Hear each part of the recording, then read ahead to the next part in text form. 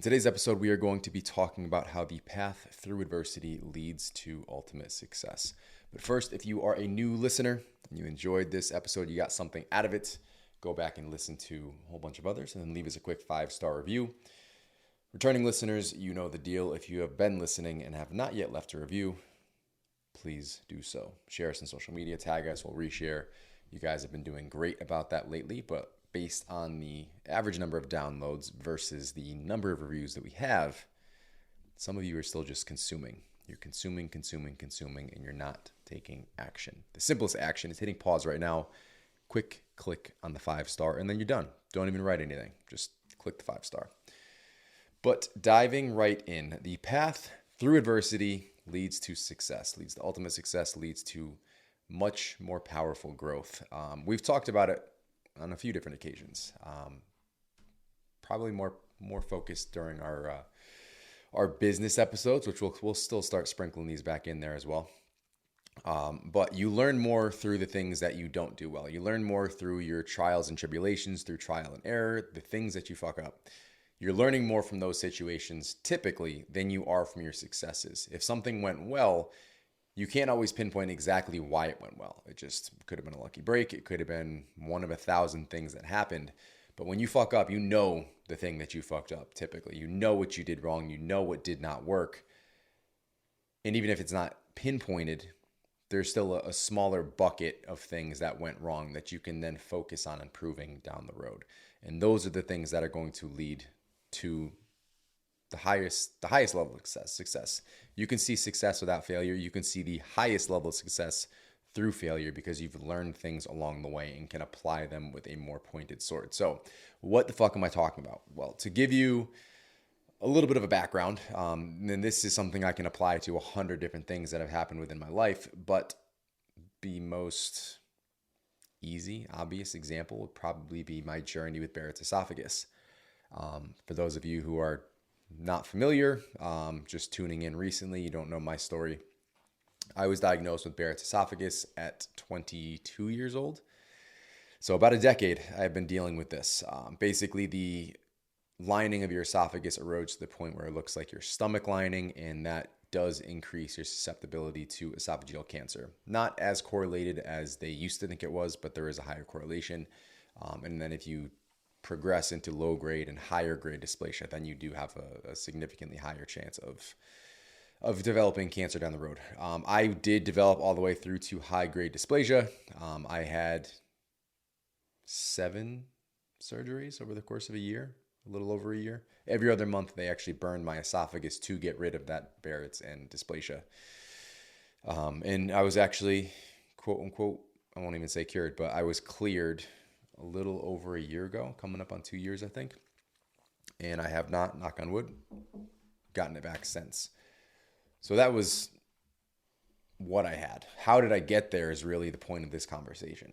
I drank heavily, starting the end of high school, going into college, freshman, sophomore, into junior year. I probably drank more in my first 2 years of college than most people will in their entire lives. And that is not an exaggeration. That is not bragging. That's just a simple truth. I mean, I could put a handle of vodka down by myself. It would be a terrible night, but I could do it. 30 rack of whatever beer was picked up would not get me drunk in my head. So it was that plus, whether it was a bottle or sharing a bottle with somebody else. This was something that would happen at least 4 nights a week. We had a house up there. We had parties. We just would drink by ourselves and not go to class, the 5 of us. So it was a consistent theme. Couple this with very limited sleep because I was still most of the time going to class. But my consistent reason for getting up was work and training. So I would still be lifting pretty early in the morning. If I had, clients, this is when I was personal training in person. There were days when I was up at 5 o'clock and I had stayed up until 2 or 3 o'clock drunk. I remember the most blatant example, driving back to Colchester from New Britain, about a 45-minute drive. My night ended around 2 o'clock. I had to be in Colchester by 6, so I started this drive around 5. And I remember still spinning on the bouncy ball. I was training a client, quote unquote, training a client, sitting on a stability ball and kind of rocking, but I was still fucked up. Should not have driven to work even after sleeping. Wasn't in my my right mind. So that was, part 2 of this. And then part 3, so we've got drinking like a moron.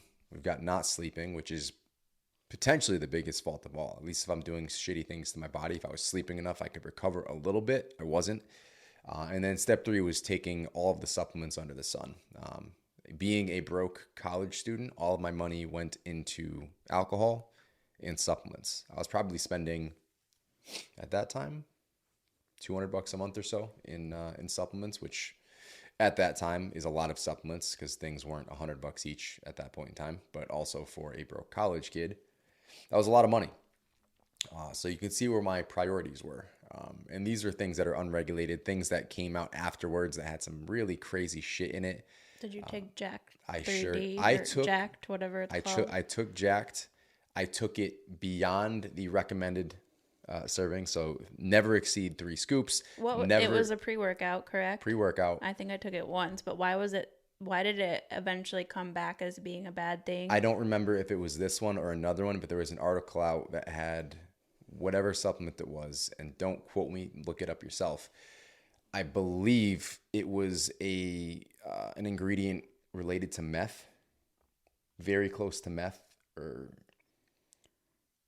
I'm not going to try to pronounce it, but DMAA. And that stimulant narrows your blood vessels and arteries, raises your blood pressure, and may cause heart attacks. So that makes sense. So that's why they say don't combine it with additional caffeine. Don't take more. It was like, don't take more than 4 or 5 days a week. I was taking it every single day. It got to the point where I wasn't even getting the surge that I had when I first started taking it. So I was doing all of that and drinking a cup or 2 of coffee. People died from taking it, by the way. From taking it. That's why they took it off the market. And I was abusing it.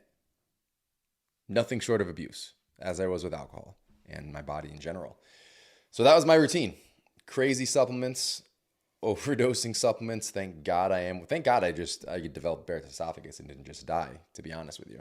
But all these things that were in place. So I destroyed my body. I take full responsibility for the development of Barrett's esophagus. And it is hereditary. My grandfather does have it. He was an alcoholic, is, whatever you want to call it. And he had the same thing.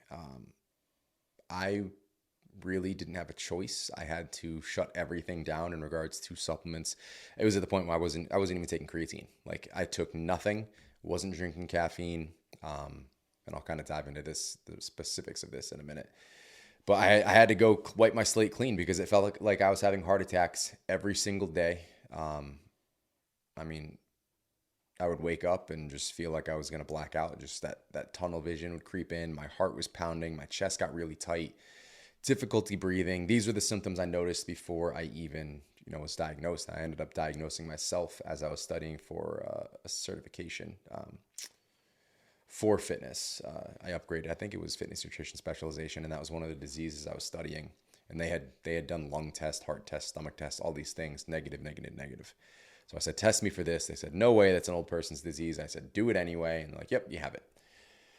So long and the short of it, that's where I was. That's how I got there.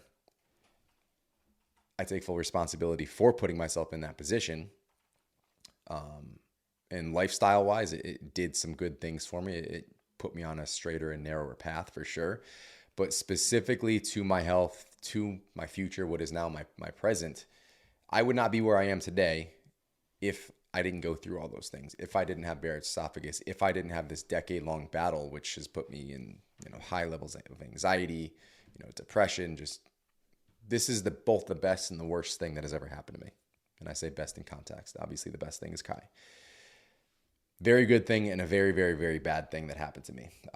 I would not be so intrigued by fiber, nutrient diversity, and gut health, and lifestyle tweaks, and habits, and this and that and the other. I would not be teaching these things to other people if I didn't go through what I had gone through, if I didn't suffer to the extent that I suffered. And I suffered a great deal. I said this on the last episode or a couple episodes. I don't remember where we are on this.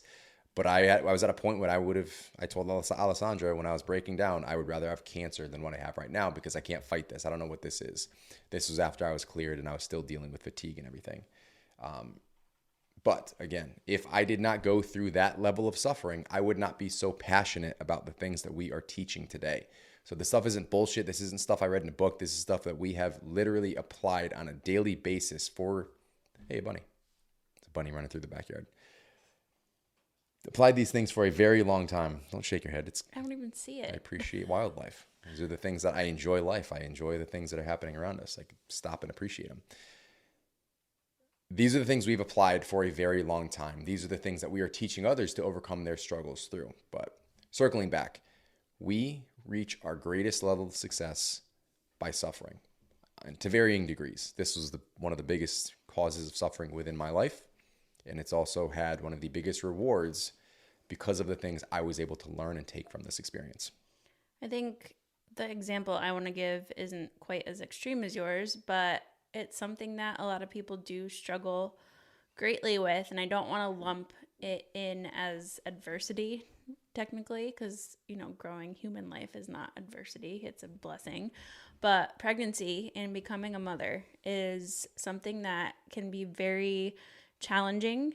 And for me specifically, going through pregnancy the first time you do anything, especially getting pregnant and growing a baby, it's just a lot of the unknown, right? So, for someone like me who is so focused on health and fitness and has been for a long time, going from at what at that time was my peak fitness and health, getting pregnant, you just don't feel as good. Obviously, your body's priority at that point is to then grow human life.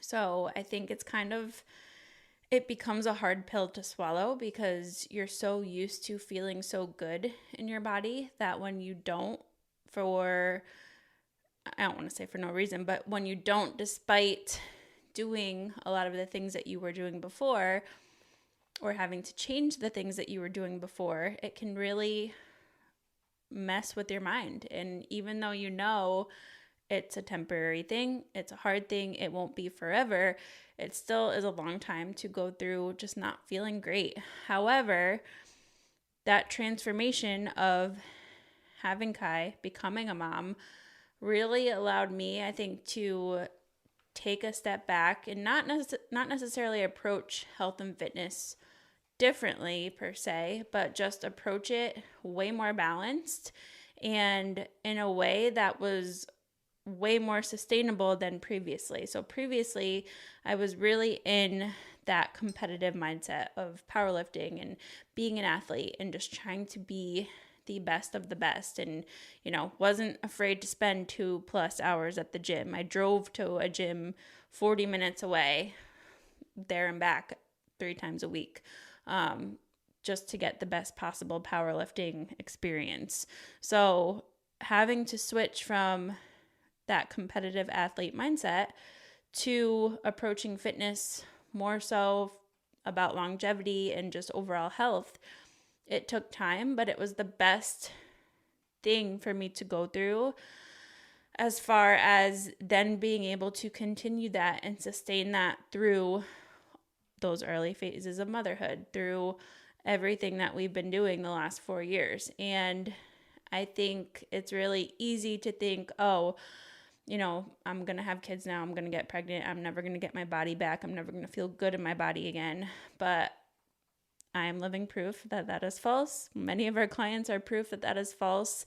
I know many of you out there can relate to that, because that adversity, and I'm doing air quotes for those of you listening on Spotify or Apple, that adversity of going through a difficult transition allowed me to pivot and embrace an entirely new approach to health and fitness that maybe I wouldn't have if we never had kids. So I think that you also have to keep in mind that whatever adversity that you're in, whether you consider being pregnant that, or you're going through some kind of illness, or just a generally hard time in your life, it's not going to be forever. It is temporary. And I was meditating this morning actually, and I was using the Daily Calm app, which is a guided meditation. And what was the quote? It was, I actually took a screenshot because it was like just so on point.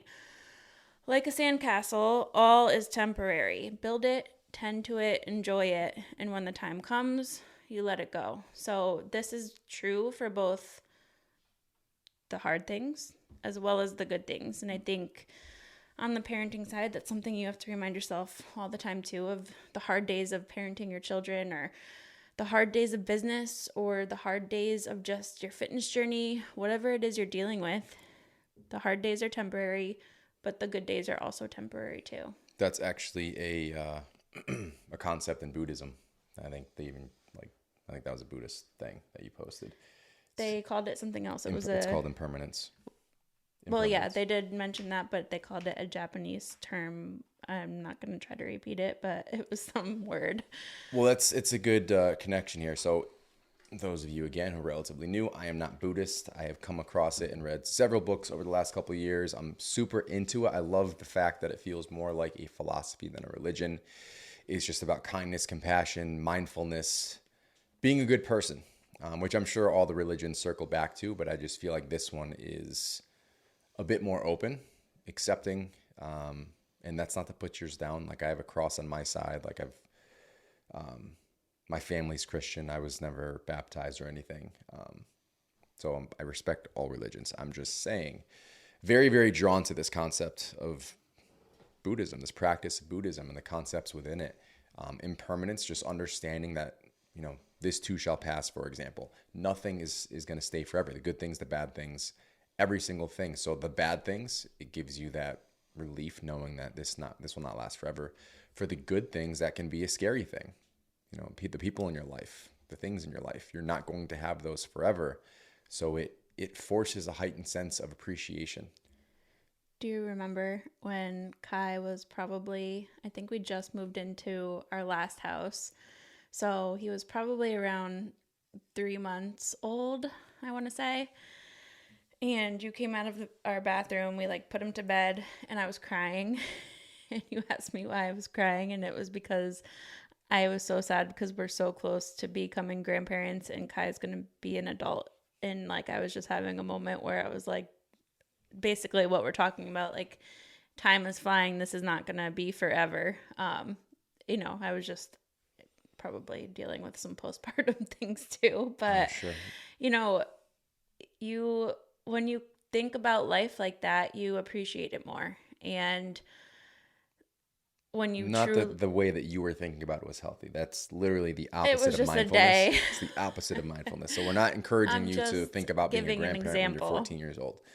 I'm just giving an example though, because you can take every single day and look at the things that, your loved ones are doing, whether it's your kids or your dog or your grandparents, and you can just kind of, it's scary to think about that not everything is here forever, but with that, it should force you to appreciate what you have and to figure out how you can make each day the best possible day that you can make it at that point in your life. Absolutely. And to, again, connect the dots there with the Buddhism, there are 4 noble traits, and I'm going to read this directly so I don't botch this.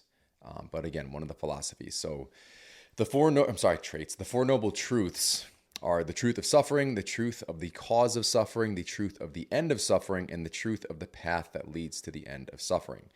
So understanding that suffering exists, understanding what causes that suffering, understanding that your suffering is going to end, and understanding that there is a path to transitioning that suffering into happiness, into joy, into the things that make life worth living, to be quite frank. And again, notice that all stems from suffering. So a big component of Buddhism is it's almost essentially appreciating your suffering, because kind of like what I mentioned, but they're looking at it from the broader spectrum from both sides, where you're entering it and you're also going to exit it. I entered that phase of abysmal health, but I also exited it stronger, healthier. I would say I'm healthier now than I would have been if I kept taking supplements, kept drinking, all those things. Even going through what I had gone through, I overcame it, and I'm healthier now. I'm happier now. I'm intrigued by things that benefit me now. And my life has so many more net positives because of the immense amount of suffering. So the path to the greatest joy, the path to the greatest success goes through suffering. So if we can create an awareness of that in the moment of suffering, looking for things to learn from what we're going through, looking for things we can pull from to be better in the long run. And some periods are going to be like, how the fuck am I going to pull a positive out of, someone you love dying? And there's no way to put a positive spin on that, but a net positive that you can pull from that is ending some feuds you have going on with other people that you used to care about, loving harder, showing your appreciation, saying the things and now that you wish you would have said back then to them, but to the people who are currently still around you. And oftentimes, and I'll put myself in the same boat, these things don't actually click until that suffering, that tragedy, these things happen. And then it's like, oh, well, I wish I had done it. I know I should now, but I didn't. I'm not. So if you can even be that much more proactive ahead of the rest of us and actually apply these things right now before you go through that, all the power to you. But if you are in one of these more difficult phases, if you're going through some level of suffering, again, this doesn't have to be totally dropping off a cliff level of suffering. It can be anything. You're struggling at work right now. What can I pull from this? You're struggling, with your parenting skills. You can't get your kids to bed on time and, you're just in a negative mental place. I'm not laughing at you. I'm laughing with you. It's tough. Parenting is the hardest gig on the planet. What can I do differently? What can I learn from this experience? What can I do better in the future? And then as you start applying those things, you're pulling yourself out of that suffering. But it is a very weird statement to read or to hear that your greatest joys will be derived through that path of suffering. Your greatest successes are derived because of how hard you failed. But it's true. There's no debating it. There's no argument around that. And let's go black and white. Let's kind of scale it back a little bit. If you didn't go through suffering, if everything was just cake, if you could print money out of your printer at home, for example, you could have all of the money in the world with no work, no issues. And some of you are like, yeah, fuck yeah. You're not going to appreciate that as much. Sure, you might have a great life. But if you had both ends of that spectrum, if you were dirt ass broke and then made $1 million, you worked your ass off, you pulled yourself out of that level of poverty, made your first $1 million, were able to support your family, build a safe home, have all your basic needs met, which one do you think you would derive the most happiness from? The automatic printer or pulling yourself out of that position, having that sense of pride and remembering what that low felt like as you're appreciating the high? Let that paint the picture for you, because that doesn't even need an actual answer. That was just rhetorical. Obviously, the second situation.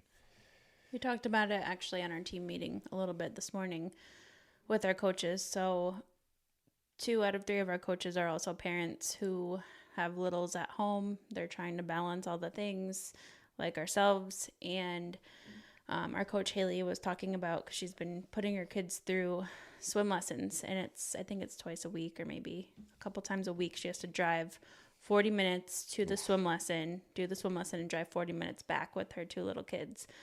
And she was just saying like how grateful she is for what they do, for their current coaching jobs, because she can't imagine having to just do that commute for if she had to go to a normal job every day and drive 40 minutes into the city, and do that commute every day. So I think sometimes when you're in a low point, it's also good to remind yourself of that suffering too, or of what could be, because chances are, I do it too. Like, we get to the point where we're stressed about work and parenting and all the things, and you kind of just forget what your old stressors used to be. So I don't think you want to live in the past, and I don't think it's healthy to constantly be thinking about that. But sometimes that little reminder of like the other side of it can also help you become more grateful for what you do have. I think we're going to wrap it up here for this episode. So again, the theme for all of our podcasts is through awareness, we create change. We become aware of an issue, we become aware of a problem, and we are able to create change by being aware.